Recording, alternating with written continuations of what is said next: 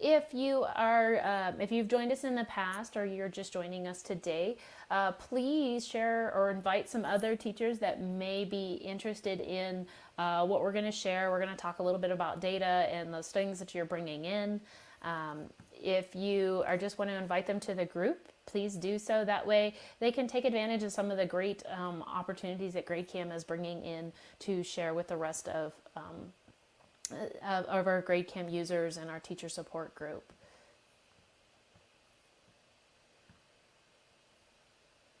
Awesome.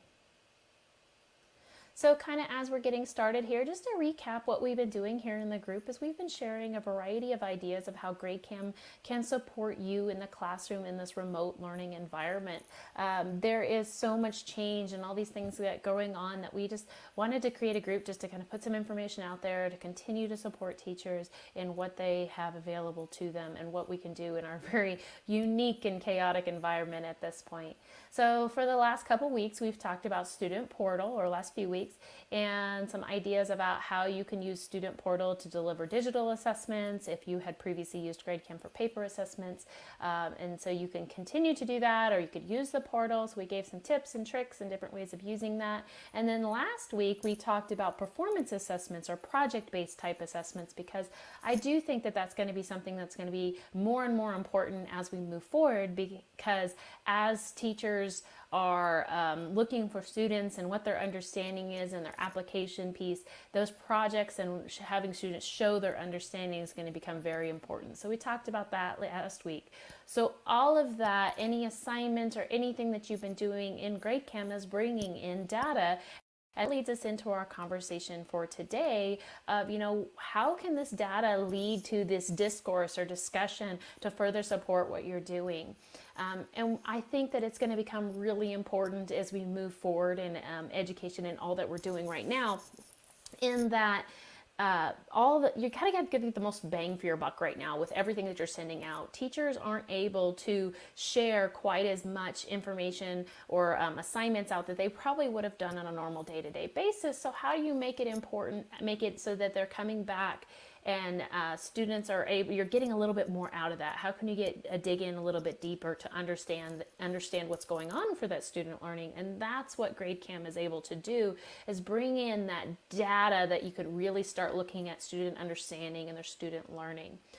Also, what's wonderful about GradeCam, and it's always just been so great and amazing, is how easily you can reorganize data in all these different ways without having to do all that work. I mean, you just bring that data in once and you can reconfigure it to look at it by question, by standard, by class, by student, by teacher, by demographics, and you don't have to do that work. So, because every assignment, the way it comes in, you may want to look at it slightly different, so you don't have to reconfigure those reports. It's already done for you just by clicking which report you want to look for.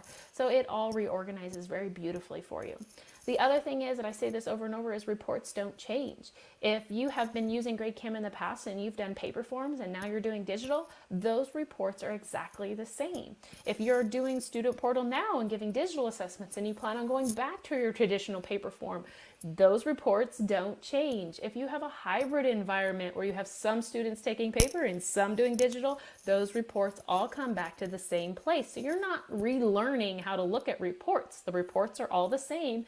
You are just pulling in that information and then reconfiguring out that's going to best help you support your students. And so it's really important to say that those reports don't change. They get better with some great features that GradeCam has added, but you don't have to relearn a whole new system just to look at the reports for different assignments and different ways that you've delivered those particular assignments. So we're going to break this down into 3 different focuses. We're going to talk about the teacher focus, the classroom focus, and the student focus, because that is all the types of conversations that you're going to have right now. Because we are more in this asynchronous learning environment, data conversations about learning, all of that's going to become really, really important. And I think it was important before, but now we're finding it even more important when you're not seeing your students every single day, or probably not, and you're not getting to see them for the length of time. It's a little bit more difficult to focus in those conversations. So that's kind of how we're going to break it down. So this first one is really just the teacher's side of it, the instructional assistance. What can this do to modify your instruction? Now, I've talked about this before and I've always looked at it, but just knowing that this is more and more important as we go along, how can you make that data help you just direct your instruction or look at things in a unique way so that you're making sure you're pulling that information to be valuable?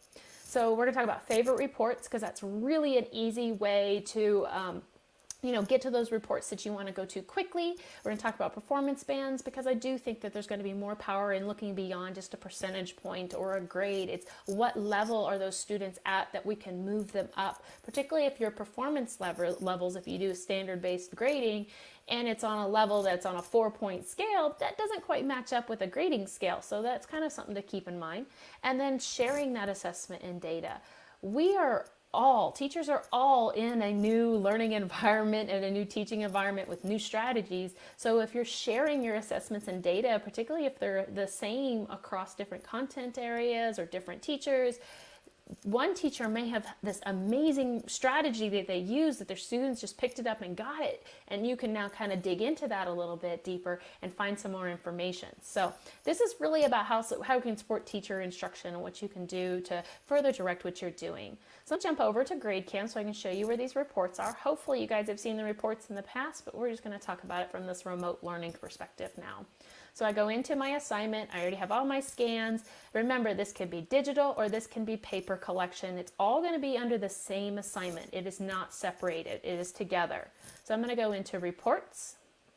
And then my first one that comes up is the score graph. This is by default, and this is just a great overview just to kind of see where your students are at or how they did on the assignment and what you'd like to see. So as I forgot to turn that setting back on. We'll talk about this setting here in a little bit. As I scroll down, I actually have a breakdown of my students per level so that if I needed to break this out for those students, so if I really wanted to pull up my developing level and talked about them, or if I need to talk about my approaching proficient level and to see if I can move, what strategies do I need to do to move them up to proficient, I can break it down that way. But here's the favorites, and I love the favorites because that way I can really quickly get in and see those reports that I like to look at often. So in particular, I really like the item analysis. That's one that I like to pull up a lot just because it really does break down every question. So by default, I will show you that over here under the filters, you are going to be looking at just your classes. But if you start having those shared conversations with multiple teachers, you can actually change this to any class. And see how this changes my data. Ooh, look at that bump right there, that change on number 2. So now I'm looking at the data for all the classes that took this particular assessment. So if I'm talking, we have a conversation like, wow, what's going along? This blows up more of a red flag that we had 60% get that wrong. But if I was just looking at my class data, it's not quite as drastic. So I didn't have quite as many, though it's still a little closer than I'd like to see. You can change those filters back and forth. So whether you're having a conversation for just what you're looking at or what your other teachers you're working with want to see. Item summary is another one that really likes to break it down because this is just going to show you who got them all right and who got it wrong. It doesn't necessarily show you the answer that they gave. So the item analysis breaks that down a little bit more. So this is just another way to break out that information if it's really easy for you to read. The other report, that I really like or I use quite often is the student by standard. And the student by standard perhaps is one of the really nice ones to break out, kind of where students are overall. So right now I do have my percentages shown, but my percentage on my performance score do not match up. They're not quite the same. So I'm going to change my configuration to just show my performance bands. I don't care about the percentage right now. I just want to see what performance band is and not worrying about that percentage. But as I scroll down, I can really break it down and see, what's going on.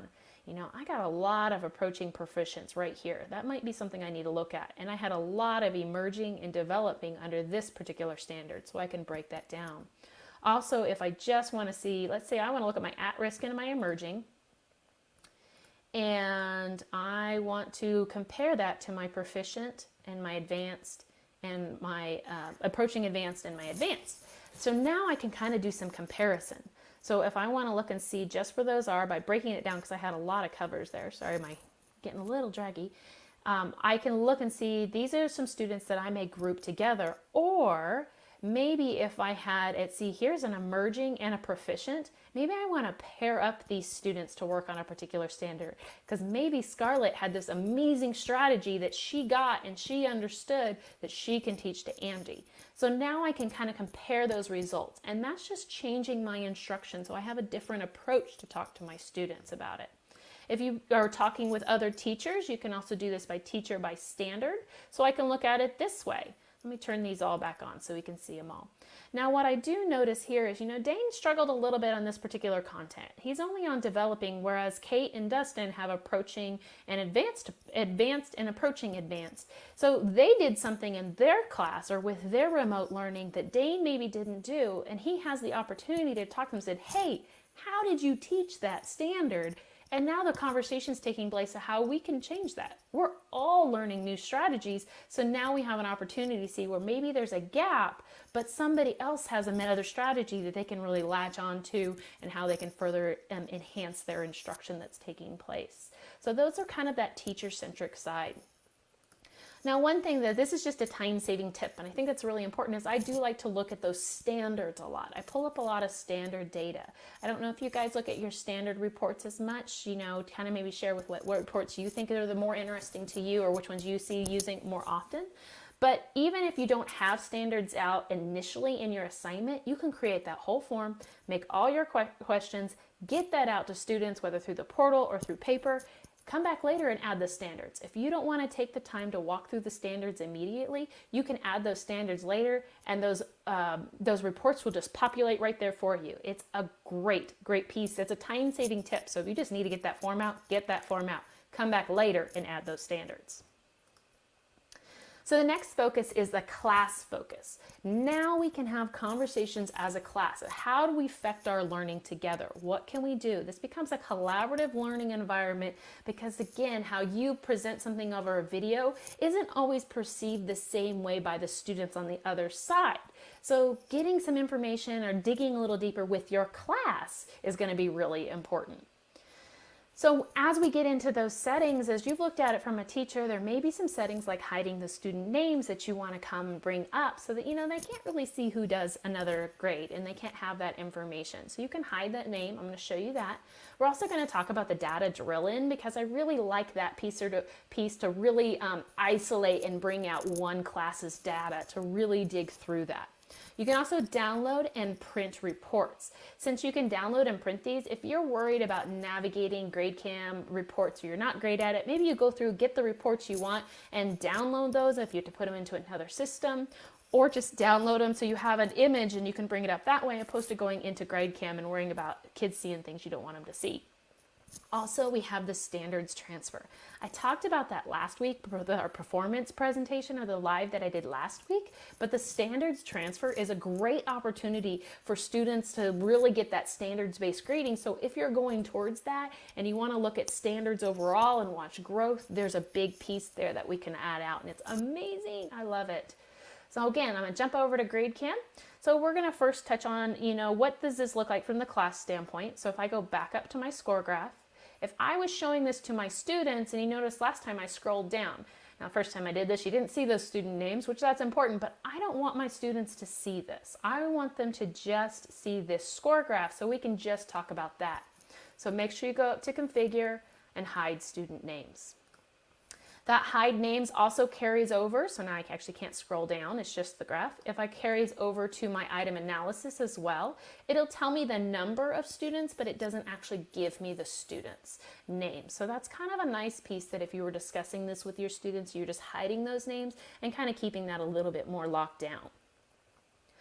The other report that I really like from a standpoint for if you're talking about class discussion is breaking this down by question. So this is the classes by question, and I can see as I go through here, just what are some things that are popping out.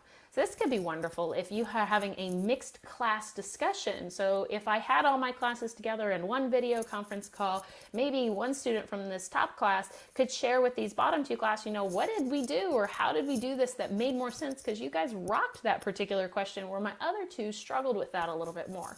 What can they do? So that's a good conversation to have in right there. Again, keep in mind over here at the filters is I'm just looking at my classes. If you need to open this up so you include other classes that are in there, meaning all the classes that have taken the assignment, you can do that as well.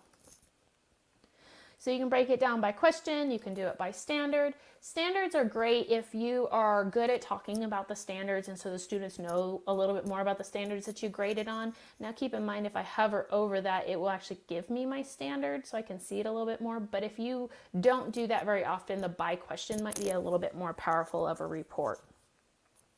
Now showing you if you have a school or district account is you have the drill in functionality, meaning you can drill into that data and kind of filter it out just a little bit more. So if you're in a school or district account, I can go here to overview and I just want to look at my Math 7A class. So by clicking on their title, you'll see now that I'm actually looking at this assignment for only this class. Now when I break down and go to standard, oh, excuse, not that one.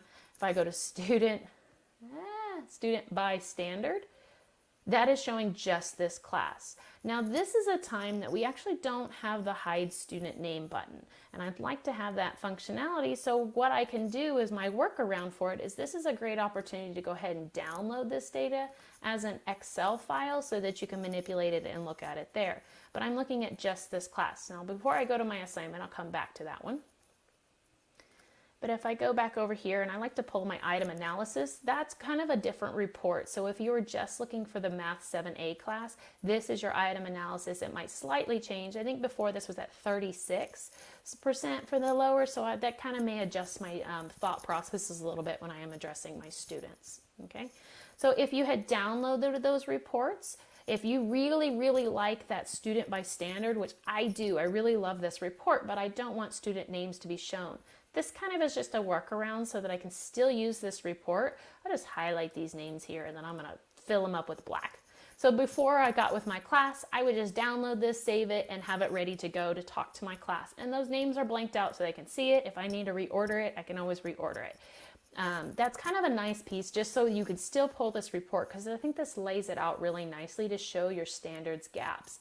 And it still pulls over those proficiencies or the performance bands if that's what you want. If you wanted the percentages shown, you can just change that before you download the report. So I can see here that again, this is just something as a class we need to talk about, but over here, this particular standard, we rocked it. It was wonderful and I don't have to reteach that. But I'm gonna place a little bit more focus over here on this particular standard.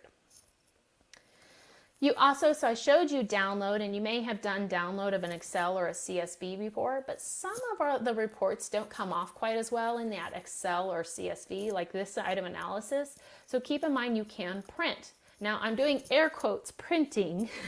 You can't see me, but I'm doing my air quote print because what I'm gonna do is I'm just gonna print, but save it as a PDF. And that way I can just pull it up later as a fixed image. Again, if you're worried about navigating GradeCam reports, you don't quite know where you're going, or you don't want to see something accidentally on your screen, just get all this information read ahead of time, and that way it's not going to have to worry about showing things that you didn't want your students to see.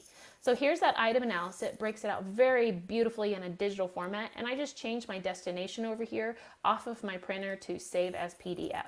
And that brings out a really, really nice layout for that graph. If I hover over it, obviously you won't see it, won't be interactive, so you won't see any student names that way, but it still can pull up that information so we can focus on the graphs and not worry about any other information being shared. Okay.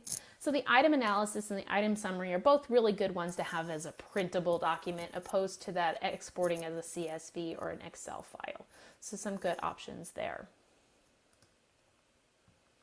Oh, and so the standards transfer, I forgot I was going to talk about that, but the standards transfer, so this is kind of going back to that as a class, if you start talking a little bit more about standards or proficiencies or learning targets, that transfer, you've done the gradebook or the GradeCam, grade transfer before, but now that you can actually transfer over standards, let me come back to this one, and I'm actually going to get my whole class or all my students. So here's my by standard grading. So if I wanted to just transfer over these standards, because that is either in your gradebook or if you want to track that over multiple assignments, you can pull that information out to look at it. So if you were looking at Herbie the Husker, if you're from Nebraska, if you were looking at Herbie and seeing how Herbie's score changed on that particular standard, you can actually track that or export it so you can access it later. But we do have a wonderful standards transfer now. So if you are somebody that is doing standard-based grading, this is super powerful. All I do is choose my class, 7A, and then I'm going to transfer the percentage of points and the max points of 4. If I change this, you'll see that it's just doing a percentage, but it changes how much it is. So if you're on a 4-point scale or a 5-point scale, whatever that would be, you can have a decimal if you would like. And then I'm just going to transfer over just one standard. Click on that, jump over to my online gradebook. Whoops, I got to hit copy first. And then jump to my gradebook, enter in whatever standard that is, and then just paste it right in there. This pulls in your standards very quickly so that you can go on and let me get my next standard. Go ahead and hit copy. And I'm going to paste that one over. So you can get your scores, your grading. If you're doing any standard-based work, that'll bring it in real nice and simple for you to track those standards over time. So we talked about the class, but now about the student. And these are those one-on-one conversations that are going to help students build up their self-reflection piece as well as their student growth over time. And those are going to become really, really powerful conversations because right now where you may not see your kid every day, you needed to have them be kind of reflective in what they're doing and what are those intrinsic motivations for them and how that can further their growth even when you're not there. And that's all part of that growth and that grit mindset. So that's kind of how we can help foster those conversations with data so students can start tracking for themselves.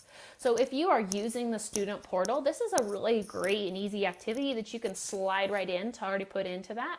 So let me show you what I mean by adding in the student portal reflection piece. So if I go back over here to my keys, so keep in mind, and I've said that before, but if you have never, even if you did not do the assignment in the portal, you can still put it up to student portal so that students can review the results. So if you have students taking a paper assessment that you have scanned and the results are in there, you can still do that through the portal. But I already have my students get this in. Now I want them to, when I have my window in there, I'm just going to make this change to when it's a while available. As soon as they hit submit in the portal, it's going to show them their graded score and it's going to show them responses and incorrect answers because I want them to look and see what they got wrong because I want to do any reflection to it. Also with that, I need to change this here because I'm going to attach a document that I want them to download and write out their learning. So let me hit save and then go over to my attachments. So I've attached a test reflection sheet that will show that I want them to complete once they finish their assignment. So how does this look for the student? Whoops. So the student, when they get in, as soon as they've submitted their assignment, they're going to see this particular window that's going to show them what they got right and what they got wrong. I did not show them the answers that were incorrect. I didn't show them the answers that were correct. I showed them which ones they got wrong, but I didn't show them what the correct answer was. So there's that test reflection sheet.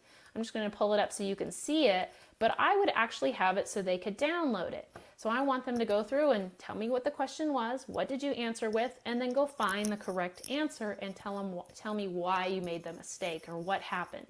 This is a learning opportunity. So if I make that downloadable, students print this off, they fill out the response, and they submit it back to you.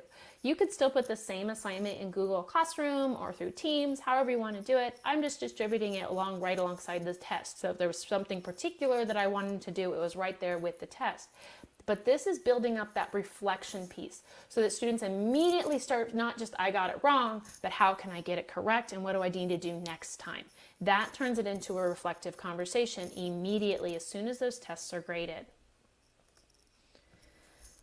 So that pulls into the student portal. If you haven't used the student portal, but you still kind of want to do the same thing, is you can actually do the same kind of information in the exam report.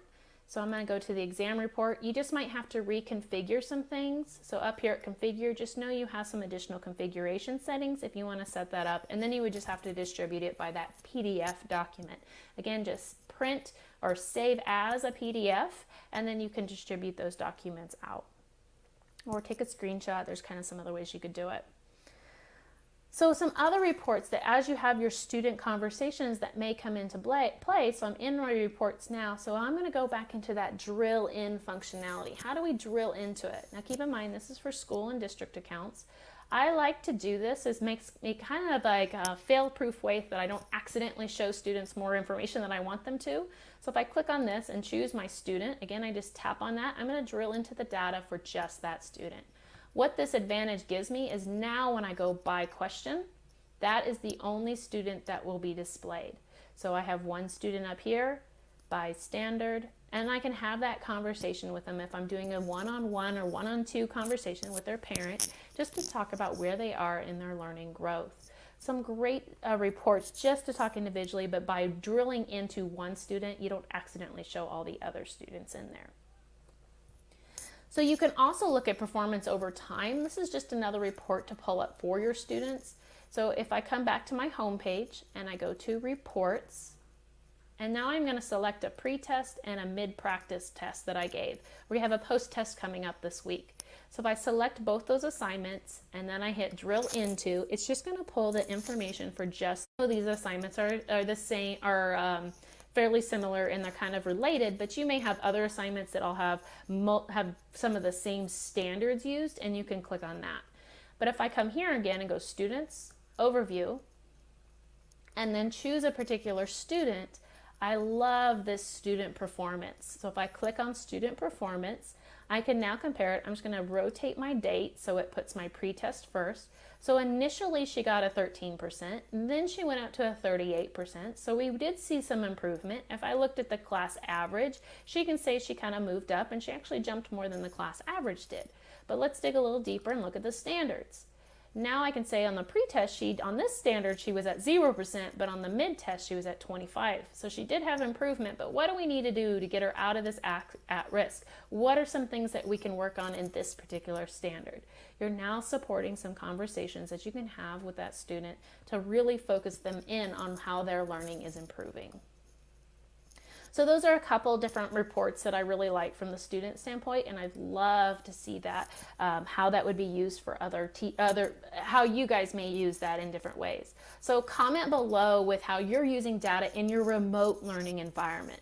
Many teachers were already using data, and how has that changed, or how have you modified doing data still in this remote learning to support your students in your classroom? I'd love to hear your feedback on how that's going to change, or how that has changed in our current environment. Is GradeCam helping with that, or are you using another tool? What are some things that you're looking for now that you're being able to pull out that information? Because we got to get more bang for our buck. You're not given as many assignments. You definitely want to get as much information out of that as you can. So please share some of your ideas for how you're using data remotely. I'd love to hear that. But until next time, I really appreciate you guys for joining me today, and I wish you guys luck and have a wonderful rest of your week.